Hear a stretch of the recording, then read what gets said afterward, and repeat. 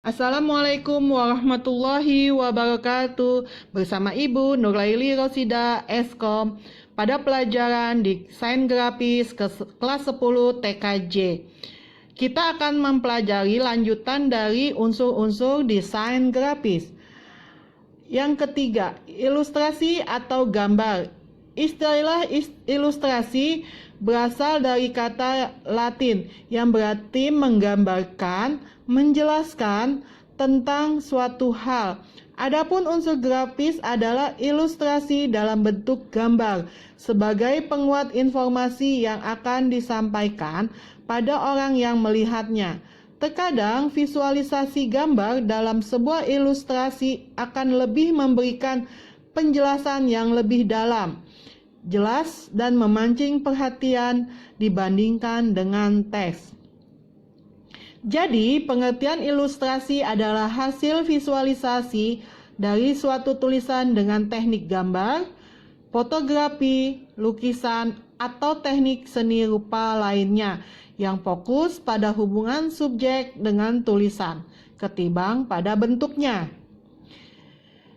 Jadi, ada pendapat lain yang mengatakan arti ilustrasi adalah suatu karya seni berbentuk gambar yang digunakan untuk menjelaskan suatu informasi atau cerita sehingga informasi tersebut dapat lebih mudah dipahami oleh pembaca.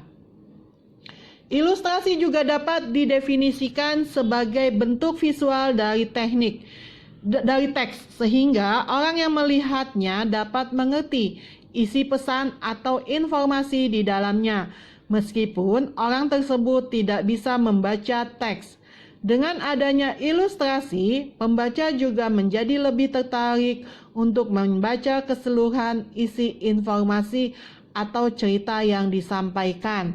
Sering kalian lihat ya, gambar lebih menarik akan membuat kita mengetahui lebih dalam apa isi ceritanya. Selanjutnya, proses pembuatan ilustrasi gambar ada dua metode yang digunakan, yaitu secara manual. Penggunaan alat seperti bolpen, pensil, kuas, airbrush, spidol, dan lain-lain. Teknologi digital. Penggunaan peralatan komputer dengan dukungan software khusus. Jenis olahan image secara digital dalam sebuah ilustrasi secara garis besar dapat dibedakan menjadi dua jenis, yaitu ilustrasi dalam bentuk image dengan format bitmap, ilustrasi dalam bentuk image dengan format vektor. Nanti akan kita bahas lebih lanjut ya tentang kedua garis besar tentang ilustrasi ini. Contoh ilustrasi pada gambar adalah 1. Komik. Komik berasal dari kata komik yang artinya jenaka atau lucu. Komik adalah suatu bentuk seni yang menggunakan gambar-gambar tidak bergerak yang disusun sedemikian rupa sehingga membentuk jalinan cerita. Biasanya komik dicetak di atas kertas dan dilengkapi dengan teks. Komik dapat diterbitkan dalam berbagai bentuk, mulai dari strip dalam koran, dimuat dalam majalah, hingga berbentuk buku tersendiri. Kedua, karya sastra. Karya sastra berupa cerita pendek, puisi, sajak, akan nampak lebih menarik minat orang membacanya apabila disertai dengan gambar ilustrasi. Fungsi gambar ilustrasi di sini bertujuan memberikan penguatan dan mempertegas isi atau narasi pada materinya. Selanjutnya, cover. Cover buku atau sampul buku adalah tampilan awal dari cerita yang telah dibuat oleh penulis. Sehingga cover buku dibuat semenarik mungkin agar buku tersebut memiliki nilai jual tinggi. Membuat cover buku tidak bisa langsung begitu saja. Ada yang dibuat proses desain. Sebelum masuk pada proses desain, sebaiknya menentukan konsep desain terlebih dahulu dengan orientasi kepada isi buku. Jadi pembuatan cover itu tidak asal ya, karena dia mempunyai nilai jual. Ketika orang melihat sampulnya akan penasaran, maka setidak-tidaknya menarik pembaca untuk membelinya.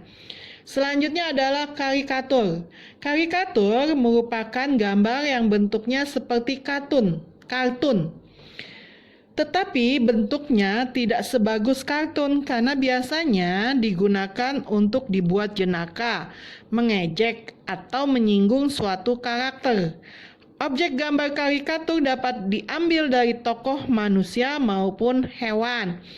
Biasanya ini kalian lihat di sosial media yang sering dibuat karikatur-karikatur dari tokoh-tokoh tertentu ya. Selanjutnya, kartun. Kartun adalah gambar bergerak yang terbuat dari kertas yang biasanya ditampilkan di TV, berbentuk film maupun film pendek. Di Indonesia sendiri memiliki beberapa tokoh kartun seperti Gareng, Petruk, Bagong, dan sebagainya yang ada gambarnya ibu tampilkan saat ini. Karena kalau kartun-kartun yang biasanya pasti kalian tahu seperti SpongeBob, Mickey Mouse, dan lain sebagainya itu sudah terbiasa. Ibu ingin mengenalkan bahwa di Indonesia sendiri itu mempunyai kartun yang ternama, yaitu yang gambarnya sudah kalian bisa lihat. Selanjutnya, dekoratif. Gambar dekoratif merupakan gambar dengan corak dekor atau hias.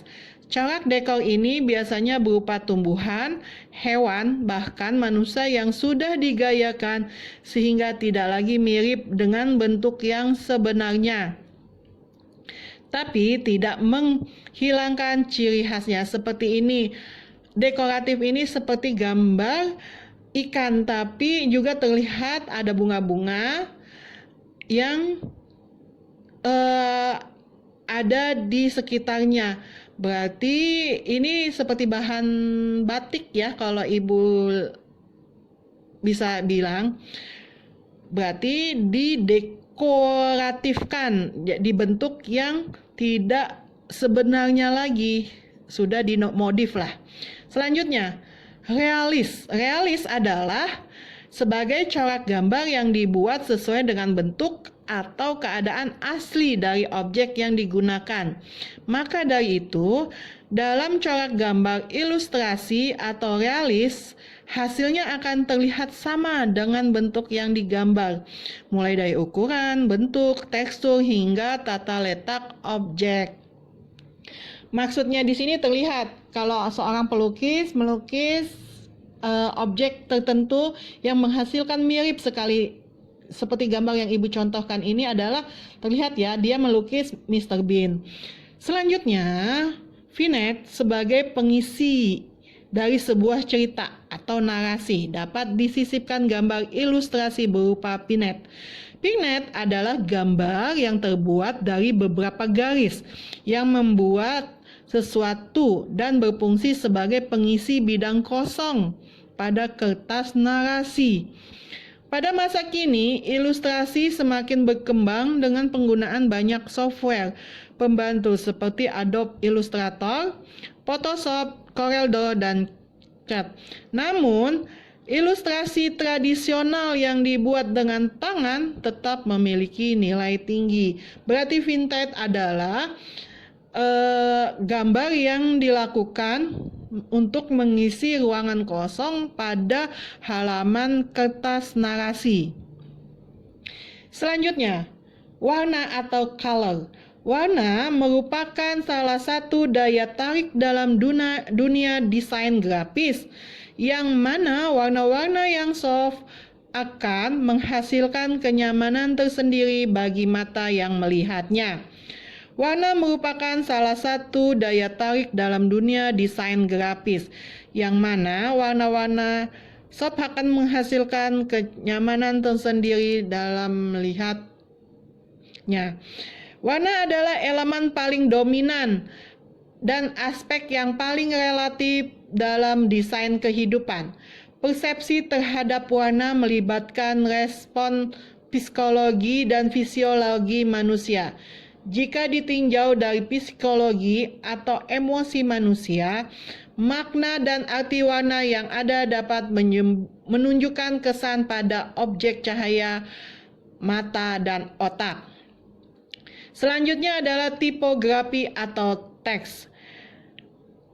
Tipografi sering digunakan untuk menyusun atau menata huruf. Jika dilihat dari istilah dan asal-usul tata bahasa, tipografi berasal dari kata typography yang berarti salah satu disiplin ilmu seni yang membahas tentang teknik pemilihan dan penataan huruf pada sebuah ruang dan media guna memberikan informasi tentang kesan, pesan, ilustrasi dari gambar yang disajikan dalam media. Tipografi sering digunakan untuk menyusun atau menata huruf. Tujuannya supaya pembaca merasa nyaman ketika melihat atau membaca teks ataupun desain visual. Tipografi sering digunakan dalam penyusunan teks ataupun dalam pembuatan desain grafis. Tipografi memiliki dua elemen penting, yakni 1. Huruf teks. Usahakan untuk memilih huruf teks yang mudah dibaca dengan jenis font yang jelas. Ukuran huruf yang digunakan jangan terlalu kecil dan jangan terlalu besar. Yang kedua, huruf judul. Usahakan untuk memilih jenis font yang indah dan tetap bisa dibaca dengan mudah. Perhatikan pula ukuran huruf judul. Biasanya huruf judul lebih besar dibanding huruf teks. Selanjutnya, tipe-tipe font tersebut dapat dibedakan menjadi beberapa kategori, antara lain tipe serif. Salah satu ciri khas jenis huruf ini memiliki kait atau hook di ujung huruf sehingga sering disebut dengan huruf berkait, misalnya Garamond dan Times New Roman. Selanjutnya, tipe sans serif. Bedanya dengan tipe serif adalah huruf tipe ini tidak memiliki kait pada ujungnya, misalnya font Arial dan Tahoma. Selanjutnya, tipe script mirip dengan tulisan tangan secara manual. Setiap huruf script saling tersambung, misalnya Shelley, Allegro, Brasis, dan Mistral. Selanjutnya, tipe monoscape merupakan jenis font yang memiliki keunikan dan karakter sama persis dengan huruf tipe font serif, tetapi lebih rapi. Tipe dekoratif sering digunakan untuk memvisualisasikan seni dan keindahan tampilan grafis dengan sifat utama huruf yang dicetak. Masih banyak lagi ya jenis-jenis tulisan, silahkan kalian pilih nantinya. Selanjutnya, sisi efek tampilan huruf yang dicetak. Pada media ada 4 metode, yaitu regular, huruf yang dicetak tidak mengalami perubahan atau efek baru. Bold, huruf yang dicetak tebal. Italic, huruf yang dicetak miring. Bold italic, huruf yang dicetak tebal dan miring. Selanjutnya, ketika merancang sebuah desain grafis, beberapa unsur yang harus diperhatikan. 1. Judul headline, menulis judul dengan singkat, jelas, padat, dan menarik perhatian. Kedua, subjudul, merupakan bagian penjelas dari judul yang diangkat sebelumnya. Bagian subjudul bisa ditulis dengan lebih panjang dan memperjelas pesan. Konten, sinopsis, detail informasi pada media grafis sebagai penjelasan tentang tema utama yang disampaikan. Logo atau simbol, sebuah representasi isi pembuatnya, organisasi penyelenggara, dan logo produk. Dalam menata dan memilih jenis dan ukuran font dalam media grafis ada beberapa hal yang perlu dipertimbangkan, yaitu keindahan tata letak dan desain huruf dengan berbagai efek seperti goresan serta perpaduan antar huruf. Kejelasan bentuk huruf jika membuat model baru. Penentuan dan kombinasi warna pada huruf.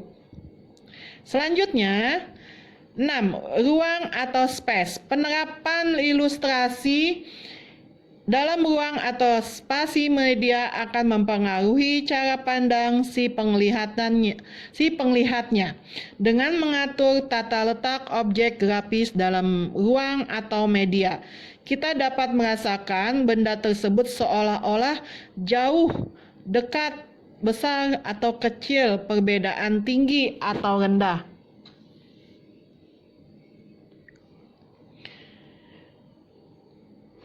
Penuh atau sesak, terkesan longgar dan lainnya. Ruang merupakan jarak antar suatu bentuk dengan bentuk lainnya. Sebuah ruang dalam desain grafis dapat dihasilkan dengan teknik 2 dimensi dan 3 dimensi dengan melakukan penggabungan beberapa garis dari beberapa bidang. Jenis ruang atau media dalam desain grafis yaitu ruang yang terbentuk secara alami karena sentuhan atau pengaruh cahaya dan fenomena alam. Bisa kalian lihat ya, ini adalah fenomena alam yang dari ruang yang terbentuk secara alami. Kedua, ruang yang diciptakan untuk memenuhi kebutuhan desain grafis. Berarti ini adalah ruang yang bisa dibuat melalui aplikasi desain grafis. Yang ketiga, ruang yang disengaja karena penempatan efek warna gelap, terang, jarak, dan teks. Ini biasanya penggambarannya juga melakukan pakai aplikasi desain grafis, atau juga bisa kalian melakukannya pakai tulisan tangan kalian, merupakan gambaran kalian. Itulah tadi sementara ini pelajaran kali ini sampai di ruang atau space.